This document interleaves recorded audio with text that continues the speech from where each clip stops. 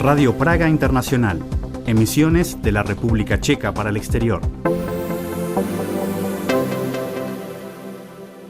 Praga tiene desde este miércoles el tercer mural de grafitis más largo del mundo, que han pintado 20 artistas llegados desde el extranjero.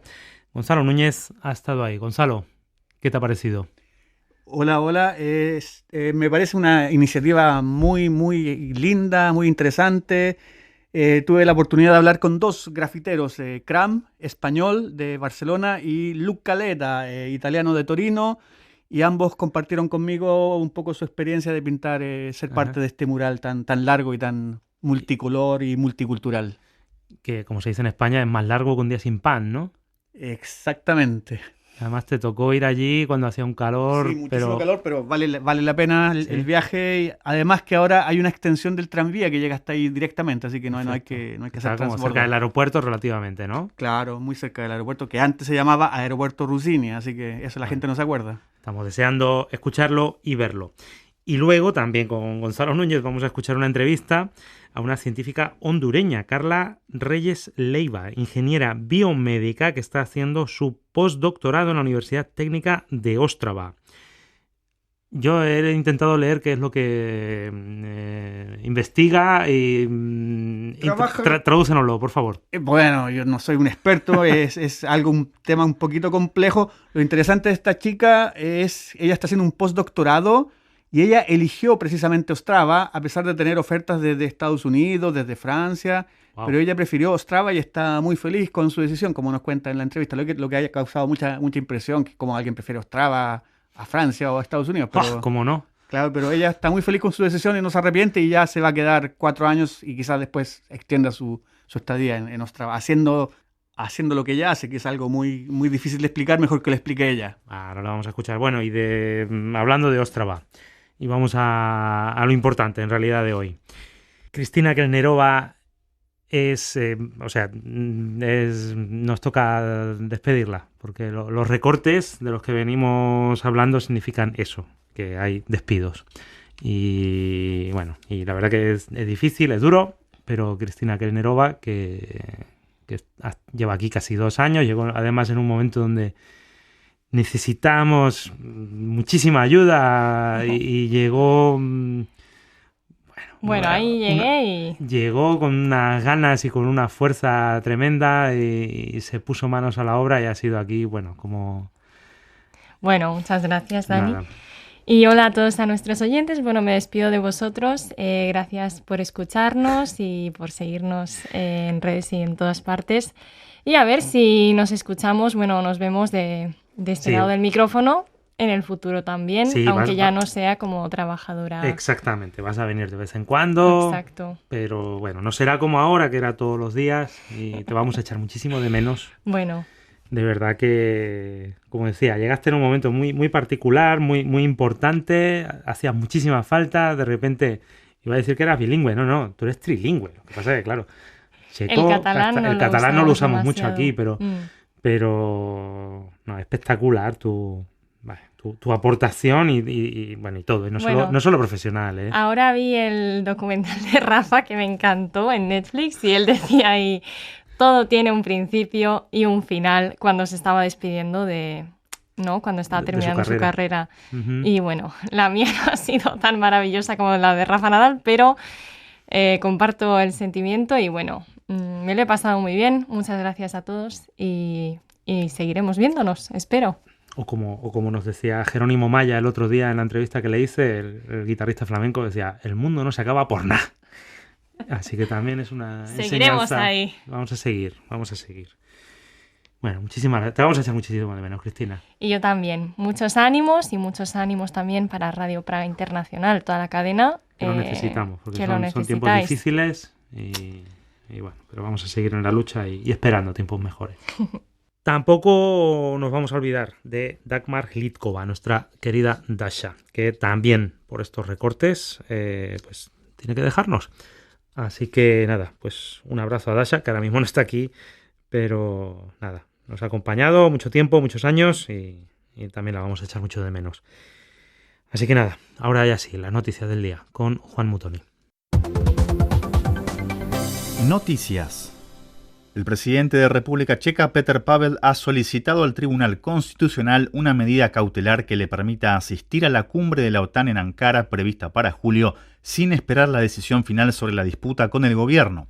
El tribunal publicó la solicitud este miércoles y comenzó a examinar el caso en una deliberación a puerta cerrada.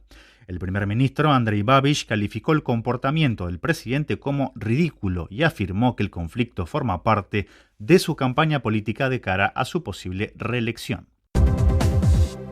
Dagmar Havlova ha retirado su consentimiento para que la biblioteca Václav Havel utilice el nombre del expresidente checo en su denominación.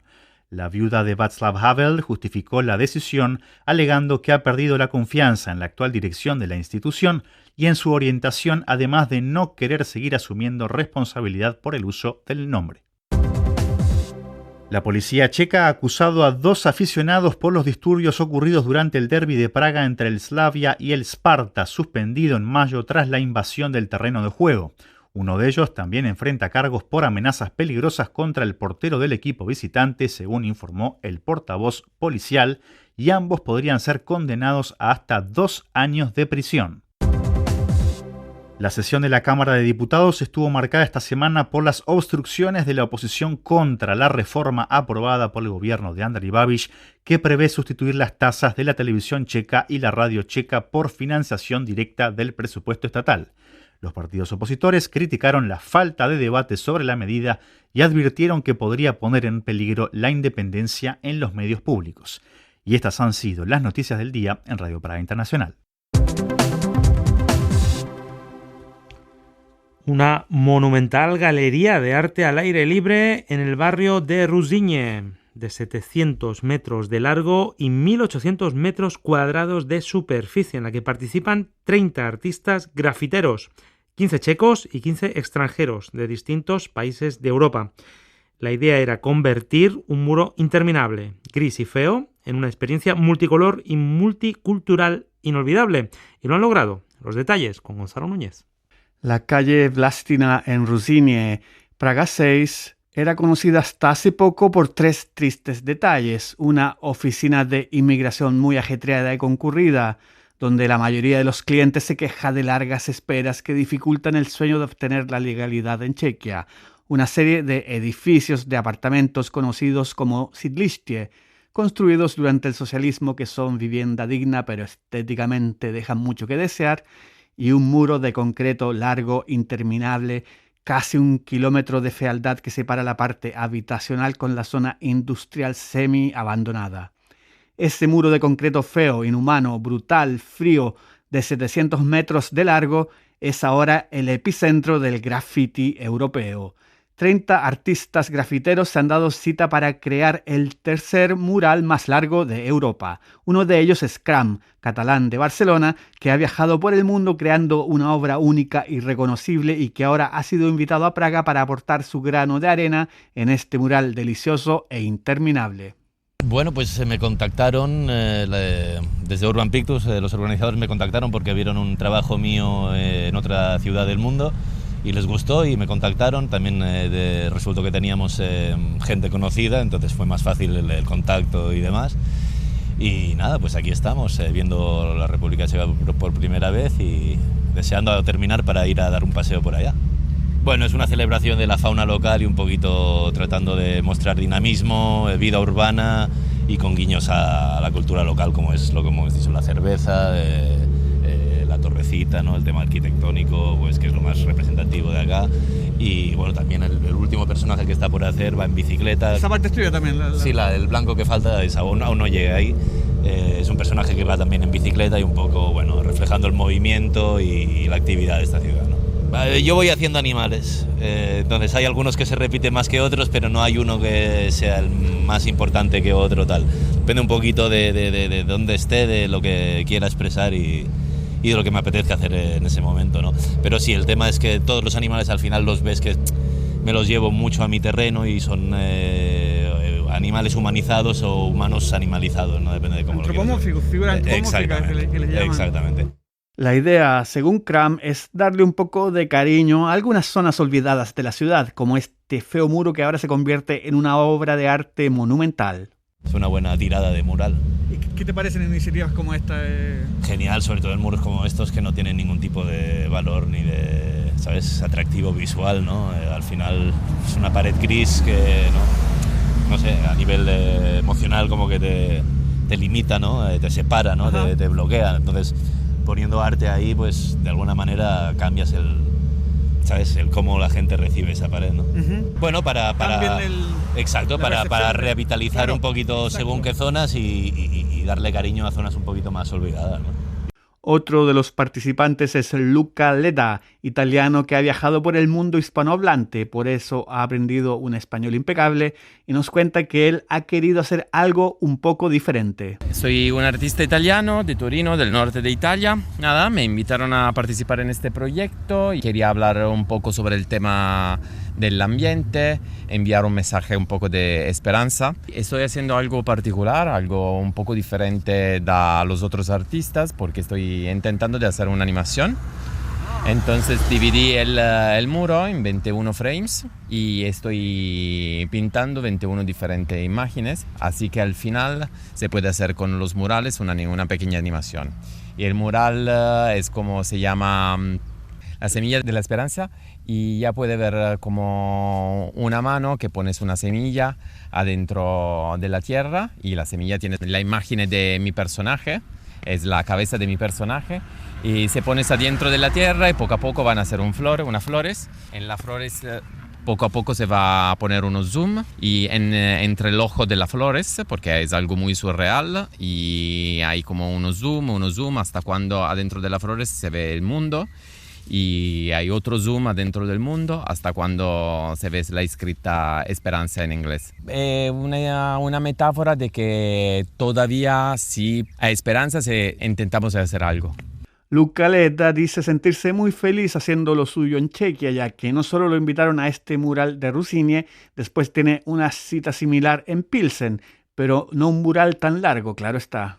Sí, es un proyecto muy chulo, me está encantando, somos artistas diferentes de toda la parte del mundo y me encanta, la gente aquí parece muy feliz de este proyecto, yo también, entonces... La gente que pasa te habla, sí. Como hago parte de este network de artistas internacionales que viajan por el mundo pintando en diferentes proyectos grandes, creo que le gustaron mi trabajo y me invitaron. ¿Te habías participado en algo parecido antes? Un muro tan largo, no, pero yo hago esto de profesión, participo a festival en toda parte del mundo, entonces ahora estoy en el medio de un tour europeo, participo en otro proyecto aquí cerca en Pilsen. Un muro de concreto largo reconvertido en galería al aire libre para revitalizar una zona industrial semi-abandonada en Rusinie, cerca del aeropuerto de Praga. Además, hasta hace poco esta zona era de difícil acceso, pero ahora llegan los tranvías 20 y 26 gracias a una extensión de las vías de reciente inauguración. Un paseo maravilloso y muy justificado, el mural vale la pena. Carla Reyes Leiva es una ingeniera biomédica hondureña que realiza un postdoctorado en la Universidad Técnica de Ostrava. Su campo es el procesamiento de señales médicas y la ciencia de datos, y para ello utiliza mucho la inteligencia artificial, a la que ve como una aliada, una herramienta ideal que le permite hacer su trabajo. Más con Gonzalo Núñez. Carla Reyes Leiva es una hondureña de Santa Bárbara, donde se produce el mejor café de Honduras, asegura. Pero no nos hemos juntado para hablar de café, lamentablemente. La conversación será un poco más compleja y teórica. La idea es que explique o intente explicar a qué se dedica en la Universidad Técnica de Ostrava, donde hace un postdoctorado y tiene a su disposición las máquinas y tecnologías más modernas que se han inventado hasta ahora en su campo. Este estudio fue solo un experimento de una clase, para que tengas idea de la magnitud y capacidades de nuestro laboratorio. Esto solamente estábamos enseñando a los alumnos pues a trabajar con las señales y a utilizar nuestros elementos, pero los elementos o los dispositivos que tenemos en el laboratorio son muchísimos más y las capacidades son tantas que tienen atrapada a una hondureña en Ostrava. soy hondureña, pero soy científica de corazón, y a mí la razón que me tiene atrapada en Ostrava pues es eso, un laboratorio lleno de posibilidades y con muchísima libertad para trabajar en lo que yo quiera. Ostrava le proporciona algo que ninguna universidad del mundo le había dado antes. Ella lo explica mejor. Apoyo de científicos, los directivos, mi jefe, toda la gente, que es algo que no había encontrado en ningún lugar del mundo. Yo había estado de Honduras, salí y hice mi maestría en Brasil. De Brasil regresé a Honduras, luego hice mi doctorado en España. En mi último año de doctorado estuve unos 6 meses en un laboratorio en Alemania y luego otros 6 meses en un laboratorio en Estados Unidos, en California. Luego regresé a Honduras a trabajar a la universidad allá. Entonces he trabajado en laboratorios por todos lados, pero nunca había tenido la disponibilidad de herramientas como acá. Y la verdad que venir acá fue un salto en ciegas, pero ya estando acá pues justifiqué muchísimo. Y aunque primero firmó por 2 años, le ha gustado tanto su trabajo allí que se va a quedar 2 más, al menos. Bueno, cuando terminas el doctorado, en la carrera académica, lo siguiente, tú tienes alrededor de 5 a 7 años de postdoctorado para prepararte para ser profesor. Entonces, todo doctor que quiere quedarse en la academia normalmente va a universidades a entrenarse, a dar clases, a preparar proyectos de financiamiento, a continuar tu área de estudio y todo lo que necesita de hacer de currículum para luego poder ser profesor. Entonces, para mí el siguiente paso era postdoctorado. A veces la gente hace 2, 3, 4, 5 postdoctorados y se quedan los años que necesita para hacer currículum. Tuve 3 oportunidades: ir a Estrasburgo, ir a Madison, Wisconsin, o venir a Ostrava, Chequia. En Ostrava se me daba la mayor estabilidad a largo plazo, porque en Estrasburgo mi contrato era para 1 año, igual en Madison, y acá me dijeron el contrato es para 2 años con posibilidad de extender a 4. Llevo 2. ¿Y te vas a quedar 2 más? Sí, los acabo de extender. ¿Podría quedarme? Claro que sí. De hecho, me han ascendido hace unos meses. Ya no solo trabajo de postdoc, sino que trabajo de project developer dentro de mi departamento, lo que indica que represento a 4 laboratorios ahora a nivel networking fuera de República Checa, para poder traer dinero para contratar más científicos y hacer más experimentos aquí en nuestro departamento. Asegura Carla Reyes que en Moravia está viviendo los mejores años de su vida profesional. Creo que Ostrava ha sido el pico de mi carrera, porque por eso he tenido la libertad de dedicarme 100% a la investigación. Antes estaba, por ejemplo, en España, en Honduras, con becas, así que medio que sobreviviendo en la vida. Aquí he podido tranquilizarme y dedicarme full a la investigación, y trabajo en un laboratorio que se llama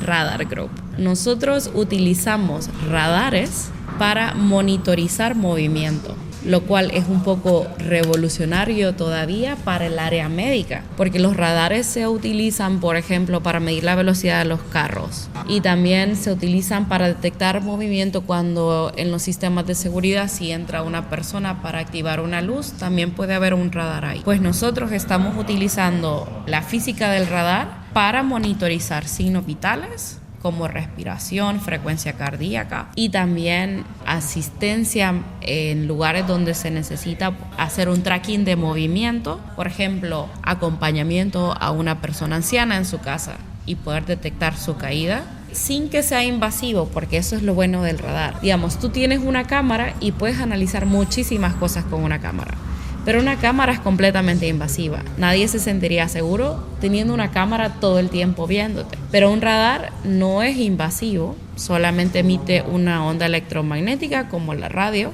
y en base a eso recibe el eco del objeto que está en movimiento o del humano que está en movimiento, y en procesamiento de señales extensivo tú puedes encontrar ahí todo lo que se ha movido, que en este caso es el humano, ¿no? Esa es mi área de estudio, que es procesar señales, filtrar señales y crear algoritmos en los que podamos encontrar dentro de esa señal del radar cuál era tu frecuencia cardíaca en el momento que pasaste al frente del radar. Por primera vez en su carrera científica, Carla Reyes tiene libertad para investigar en su campo, por eso es feliz en Ostrava. En el postdoctorado tú te dedicas a investigación 100%. Ya. Entonces ya no estás con, por ejemplo, en el doctorado tenías que cumplir ciertos requisitos, tenías que escribir una tesis, tenías que llevar alguna clase, cumplir ciertos objetivos. En el postdoc tú tienes libertad absoluta. Tienes una temática, claro, trabajas en un grupo que se enfoca en un área, pero estás haciendo ciencia 24/7. Sí, bueno, yo trabajo en procesamiento de señales médicas.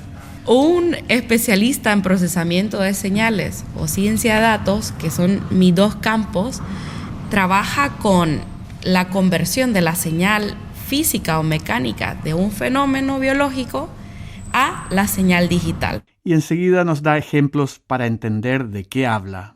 Por ejemplo, el corazón nos da información sobre su estado en base a una señal eléctrica, ¿no? Que es lo que genera las pulsaciones. Entonces, esto es algo físico, la señal eléctrica. Pero ¿cómo convertimos esa señal eléctrica a una representación de un electrocardiograma? Todo eso es procesamiento de señales. Entonces, los electrodos se colocan en ciertas partes del cuerpo para medir diferencias de microvoltajes y en base a eso tenemos una medida analógica que se tiene que convertir a números binarios, unos y ceros nada más, para digitalizarlo y luego convertirlo en una representación gráfica que viene con mucho ruido, que viene con muchos errores, porque ese ahora está... bueno, estudiado por muchísimos años, pero para llegar a ese punto hubo mucho desarrollo de procesamiento de señales. Entonces, la era en la que vivimos de monitorizar todo solo va creciendo. ¿Qué más podemos tener, no? ¿Qué más podemos tener del cerebro? ¿Qué más podemos tener corazón? ¿Qué más podemos tener sensores de temperatura, de sudor, de movimiento? Tenemos los wearables que nos están midiendo la actividad física, la calidad de sueño. Todas estas cosas son medidas físicas, biológicas, que se convierten a un dato digital y luego se digiere y se presenta al público, ¿no? Entonces, eso es el procesamiento de señales y esa es mi área de especialización. Y a ello le añade una segunda área de especialización. Mi segunda área de campo de estudio es la ciencia de datos, que es cuando ya tienes ese dato digital de muchísimas personas o en datos masivos, como vas a un hospital y quieres estudiar los patrones de una enfermedad, tienes los datos médicos de miles de pacientes. ¿Cómo estudias esto masivamente? Viene la ciencia de datos. Lo estudias con algoritmos de inteligencia artificial y modelos estadísticos para poder sacar una predicción y decir, los pacientes que presentan estas características tienen mayor riesgo de cáncer que los pacientes que presentan estas otras características, digamos. Entonces yo estoy entre la mezcla de estos ambos campos. Esa fue mi especialización, digamos, en la parte técnica en mi doctorado, y es lo que sigo haciendo ahora en el postdoc, y es mi pasión, alma y vida, y es lo que seguiré haciendo. Y de paso dice que utiliza mucho la inteligencia artificial, que es una aliada útil y necesaria en su campo. Soy ingeniera biomédica, mi maestría es en ciencia de materiales médicos y mi doctorado es en ingeniería biomédica. Tengo 8 años de que tocar solo la ingeniería biomédica con la inteligencia artificial aplicada a esto. No está separado. Entonces tú eres una de las personas que piensa que podemos sacarle mucho beneficio a la inteligencia artificial en el campo médico, ¿no? 100,000%. Te explico. Esto que te decía de poder analizar datos en conjunto y poder hacer predicciones y poder, porque el cerebro humano tiene ciertas limitaciones, ¿no? Nos limita la memoria y nuestra propia capacidad. Podrían haber genios en todos lados que pueden tener alguna predicción si ven algunos fenómenos, pero el problema es que si no tenemos acceso a los datos, no, y los datos no los puede procesar nuestro cerebro masivamente. Lo que hace la inteligencia artificial es eso, poder estudiar masivamente datos y encontrar patrones sin pensar, porque no piensa la inteligencia artificial, solo te da números estadísticos. Entonces, ese estudio masivo de datos, imposible para el humano, y gracias a la inteligencia artificial, ahora hemos podido, por ejemplo, en los ensayos clínicos y referente a ciertas enfermedades, podido desarrollar fármacos que hubiese sin la inteligencia artificial tardado 20 años en desarrollarlo, y con la inteligencia artificial nos estamos tardando 8 años en desarrollarlo. Y agrega un ejemplo específico de lo útil que puede ser la inteligencia artificial en su campo. Pero con la inteligencia artificial podemos crear twins digitales, que es un gemelo de un humano digital, y probar simuladamente cómo se va a comportar este humano respecto a X y Y factores que estás estudiando en la primera fase, en la segunda fase, en la tercera fase, y poder modificar tu medicamento en las primeras fases y poder testar sin ir a los humanos. Entonces al final es un beneficio para todos y reduce el tiempo en que se desarrolla un fármaco. Y entonces, ¿qué pasa? Nos está acercando mucho, eso solamente en la parte clínica fármaco. Luego, claro, nos está acercando a curar más enfermedades, a entender más enfermedades, y todo esto se puede por los datos, estudio de datos masivos y la ciencia de datos, que no existiría sin la inteligencia artificial. Y como científica de datos, ella sabe que ya no hay marcha atrás. Hay que aprender a convivir con la nueva realidad. El gran hermano lo sabe todo. Los están recolectando. No me da miedo para nada, porque soy científica de datos. Totalmente. Estamos siendo monitorizados. Todos nuestros patrones de consumo, nuestras conversaciones, ya perdimos el control absoluto de todo. Entonces creo que es muy importante que lo sepamos, que seamos conscientes de ello, que aprendamos a convivir con ello, a entrenar nuestro cerebro a no ser impulsivos, porque al final nuestro comportamiento puede estar totalmente condicionado a lo que sí se genera, en parte al entendimiento de cuál es mi perfil de consumo, ¿no? Y creo que más que miedo me da tristeza que haya gente que no pueda o que no se interese en conocer un poquito más, porque ya hemos perdido el control de nuestros datos. Bueno, hay muchas personas que son anti-teléfono, anti-redes sociales, crees que estás excluido de la exposición, pero también desde el momento que tienes tarjeta de crédito, ya todos tus datos están siendo monitorizados de alguna forma, y hay cámaras en todos lados. Los sistemas de vigilancia pues tienen nuestro rostro, saben quién somos, tenemos características únicas en nuestro rostro que permiten identificarnos. Tenemos que aprender, como te digo, a convivir y a entender que nuestros comportamientos pueden estar condicionados y aprender a resistirnos, que es muy difícil. Es muy difícil, tienes que tener mucha conciencia, ¿no? Por eso la nueva medida de inteligencia es el pensamiento sobre mi pensamiento. Viene mucho sobre la introspección y poder entender tu cerebro y conectarte más a la introspección y a la autonomía que a la masa. Y así termina esta emisión de Radio Praga Internacional. Muchas gracias a Alex Krupka en los controles y muchas gracias a todos ustedes. Hasta la próxima.